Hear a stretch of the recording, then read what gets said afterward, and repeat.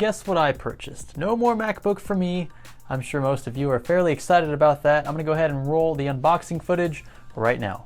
Okay, so I've never done an official unboxing video, if you will, on the channel. It's usually not my thing, but for this particular product, this laptop here, I think it's going to be really cool. This is a special edition Yoga 910. Comes with an i7 7500U Kaby Lake processor. Yes, I finally have a Kaby Lake laptop.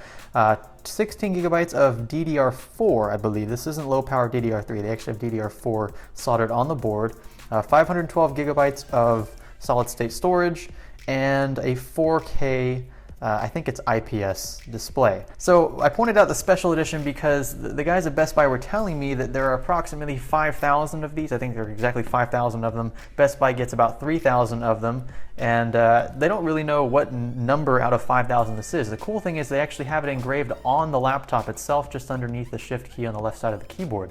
So it's going to be cool to just open this up and figure out what number we are out of 5,000. Who knows, we could be, something really low, something really high, maybe even one. That would be really cool. So we're going to go ahead and unbox it, just kind of get a feel for build quality in general and overall responsiveness. We'll check out that limited edition number that we have on our laptop, and let's just go over a few other specs, things that I noticed right off the bat. And that'll be the end of this first unboxing video. Let me know in the comments if you like this style of video. I'm not going to make it a normal habit on the channel. But every now and then I think it's kind of cool to shift gears and do something like this. Okay, this is the laptop itself. Put this to the side. See what else is in the box here. Nope. Okay. Wow, so this whole thing is just kind of one big unit. You can see how it's kind of just stuck on there. It's all one large piece. Let's see what's in here. Large, looks like charging cable. Yep. Nice big brick right there on the end, 45 watt. Plugs straight into the wall. Doesn't look like you can convert this. And another thing you'll notice, USB Type-C. I know you can't see from way up there. But this is a Type-C power connector. It's not Thunderbolt 3. So you're getting the same data transfer rates as USB 3.1. Oh, this is like just a short little power extender. That's kind of nice because I looked at this and I didn't think this was enough cable. This looks like to be about 6 feet or so. I prefer around 8 or 9. So this looks like add another couple feet. Slide her on out. Another cool thing about the special edition Yoga 910 here, the glass. This is a glass back. It's probably not, we were joking at Best Buy, it's probably not Corning Gorilla Glass or anything like that. It would suck to drop something like this, but it is a very nice aesthetic, kind of puts it in line with the higher end laptops like the MacBooks and even the XPS lineup. Okay, we ready for this? We're going to open it up for the first time, see what number of the special edition that we have.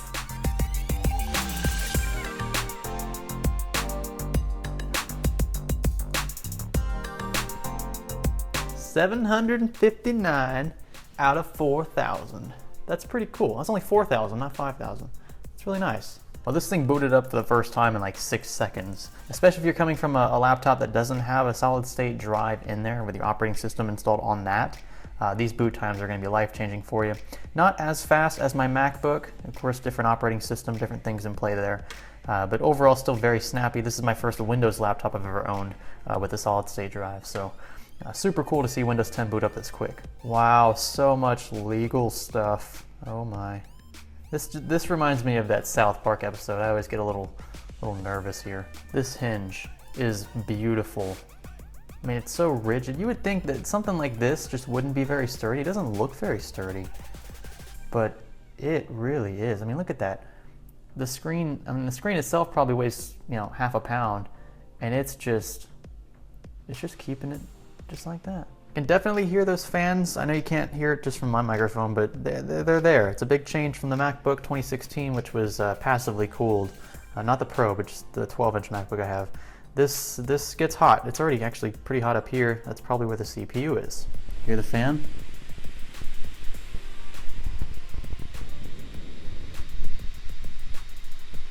So yeah, I mean, big change there. It kind of sucks having to hear a fan, but that's what you're getting with a Core i7. Granted, it's not an HQ, it's not a quad-core processor, but this thing does turbo up to, I believe, 3.5 gigahertz, which is fairly high for a modern laptop-grade processor.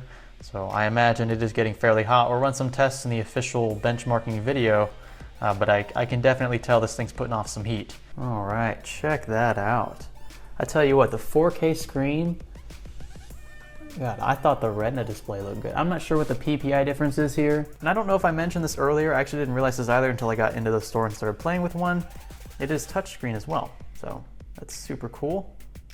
It's gonna be kind of weird having a double tap to open something up. It's just a nice added feature for Windows 10. Windows 10 is a bit more friendly when it comes to the whole touchscreen interface. Using like Windows 7 or Windows Vista with touchscreen would just be disastrous. So it's a perk. Okay, keyboard first impressions. Nice keyboard. I like the tactile feedback that you get on these keys. Big change from the MacBook. But something that I don't like. The one thing that I've found so far that I don't like, this shift key. All right, now I know why they made the shift key so small. It's just because they wanted to make room for full-size arrow keys. It's a trade-off, I understand that. I would prefer the shorter, more squished arrow keys up and down and a longer shift key. So that's just preferential. I have never owned a keyboard on any, I've never owned a laptop that has a keyboard with a really small shift key like this. It's really difficult when I'm reaching with my pinky way over here to the right. I keep wanting to click the arrow key instead of the shift key. So that's a trade-off that I'm not too happy about, but everything else, I didn't realize that, by the way, until I started typing. But everything else feels great. The keys are spaced out nicely. They are a bit smaller than what I'm used to, and I'm not sure why exactly that is, but they're contoured nicely. You got your home keys, the indentions, everything's spaced out appropriately. So maybe slightly larger keys and this shift key change over here. Those are the two things that I would fix about this keyboard. Okay, so you have two different LED backlight modes. So you can function spacebar at once, it'll turn them off. If you do it again, they're very, very subtly lit. Like subtly, it's not a word, but they're just barely visible. The lights are barely on in the background. I doubt you can, yeah, you can barely see it on the camera. And then we do it once more, and they're much brighter. Another cool thing about the Yoga, it kind of makes sense why it's called that. The entire laptop kind of folds over on itself, and that's thanks to these, looks like little watch band hinges. There's 6 of them here. And as I was saying a bit earlier, they're very sturdy. Look, you can literally hold this screen at any angle, and with a 4K screen like this, it's gonna blow any tablet away in terms of screen quality. Will be a bit hot, but other than that, I do think that it's nice to have a laptop like this. If you just want it to be have a smaller footprint, maybe you're just on an airplane or something, you're just chilling out. Then this is certainly an option you can pursue. And another cool thing, when you flip it over, obviously you're going to be worried about that keyboard on the back, right? Pushing all those buttons. I believe that the keyboard turns off when you flip the screen around like this. So you don't have to worry about pushing any keys or anything like that and that messing up whatever software you're running. You can just, mess with all of them. No big deal, the keyboard is deactivated. Now the fingerprint sensor is something I was a little unsure of. Didn't know if it was going to be, one of those instant response fingerprint scanners, or if it was just going to take a long time, or to have to, swipe my finger over or something like that. I've never owned a laptop like this that had a fingerprint scanner on it like that, but it was super instantaneous the first time I used it, and it's been pretty much the same ever since then. Every time I press my finger on there, it's immediate. It's such a quick response. I'm so surprised. It's actually quicker than my iPhone 7's fingerprint scanner, so if that kind of gives you an idea of how fast it is, you will be impressed with this. The bezel-less display is gorgeous. I was debating getting an XPS 13 just because I do love the Infinity display on those laptops, but being that I could get this much packed into a PC that costs less than something that wasn't going to be up to par in terms of specs, I decided to go with a Lenovo. It is a bit bigger, and it does have an odd-looking chin. The bottom of this device does have a fairly large bezel. The camera is down there. That's a good old chin cam. I have a solution for that, though, that I saw on someone else's YouTube channel. They were reviewing this, and they said there's a quick way to just remedy that situation. It's actually a super simple fix. But so that's not going to be a big issue. I do love the flexibility of it. You can't bend an XPS 13 all the way around, so you can't really treat it like a tablet in that sense either. I will admit it is nice jumping back into Windows 10 for my mobile computing experience. I do miss the fluidity of OS X. I think that the MacBook did handle that well, considering how limited it was by the Core M3, which is still, mind you, a dual-core hyper-threaded processor. The 16 gigs was something that I really wanted because I will be using this for my mobile editing. So when I want to upload a video on the go, I'll have this to handle Adobe Premiere. Not something that I would want 4K footage to be edited on, and even 1080p 60 FPS will be a challenge. The rendering times on this laptop won't be stellar, nothing close to what my editing rig does behind me, but at least I can still use Adobe Premiere Pro. Now, Final Cut Pro was good in its own way. It rendered videos super fast because it rendered in the background as I was editing. Every now and then I post just a timestamp on Twitter telling you how quickly my MacBook uploaded a 10 or 15 minute video file. It usually takes like 5 or 6 minutes, which I would argue is faster than that. The problem is I don't have all of the tools that I necessarily need on Final Cut Pro. Adobe Premiere is just, in my opinion, the best all-around video editor for someone like myself who uploads YouTube videos, and I do miss that when I'm on the MacBook. So that's one of the big reasons why I bought this laptop, if you're wondering why I didn't stick with the MacBook. So the other question I want to answer is why I chose this laptop and not something like an XPS 13. And the answer to that is, well, considering what I paid for this, I think this is the best bang for the buck currently.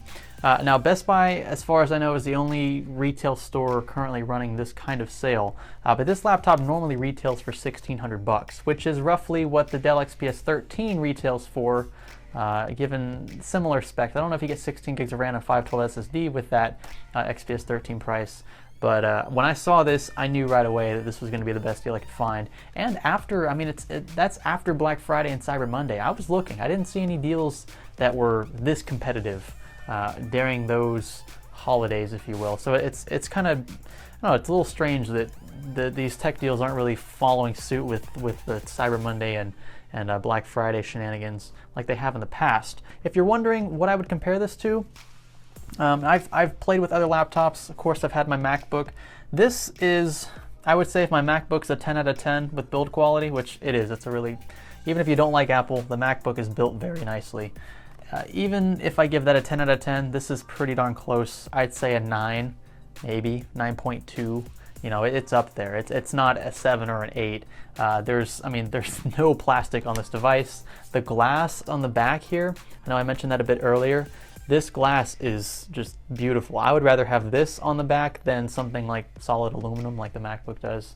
And even the inside, it's not carbon fiber like the XPS lineup is, but I do like the aluminum. It's brushed all the way, one solid piece. Even the touchpad is, I'm not even kidding here, the touchpad is MacBook quality. It feels great. You just glide all over the touchpad. I do miss the little Taptic engine. You can't click everywhere on it, but you can just tap it instead. You don't get any feedback that way, but you still do get a response on screen. Overall though, my first impressions are very positive, and I know it's kind of easy to say that being that I just spent this much money on the laptop. I get it, but if I had any sort of remorse whatsoever, I would just probably return it, and I'm not gonna do that because this is just well built. It's beautiful looking. It is a lot larger than the MacBook. It's gonna take some getting used to. The speakers aren't as good, but like I said, overall, it's just a good laptop. I have the link to this product in the video description. I think I have the Amazon link if it's all sold on Amazon. I don't know if it is. Maybe not this exact model, but I have one similar to that on Amazon. That's my affiliate link. I get a kickback if you buy something from there. And then I'll also post the Best Buy ad for this laptop. I don't know how long that sale is going to be running, so click on the link if you're watching this around the time it's been uploaded. And jump on that if you're interested in something like this. I don't know if this sale is going to last very long at all. So that's why when I first saw it today, I went out and purchased it. Right away I knew that this was going to be something that I would want. 4K screen, the Kaby Lake i7 7500U runs things just fine so far. I haven't had any hiccups, any problems, any lag. We'll see if that continues. I'll upload my, overall general impressions of the laptop, talk about the pros and cons later on, maybe a month or so from now, once I get a feel for everything this laptop has and what it does and what it's good at and what it's not. Then I'll upload that video there, maybe compare it to my 12-inch MacBook, do a video rendering test, something like that. If you have any questions, concerns, be sure to leave those in the comments below. Give this video a thumbs up if you thought it was cool. Give it a dislike if you feel the complete opposite for whatever reason, or if you hate everything about life. Be sure to click that subscribe button if you haven't already, and stay tuned. I guess I'm gonna review this. It's been sitting here for quite a while, but I think I'm gonna review it now. It's super heavy, but it's a very powerful cooler. You'll see that in those benchmarks. This is Salazar Studio. Thanks for learning with us.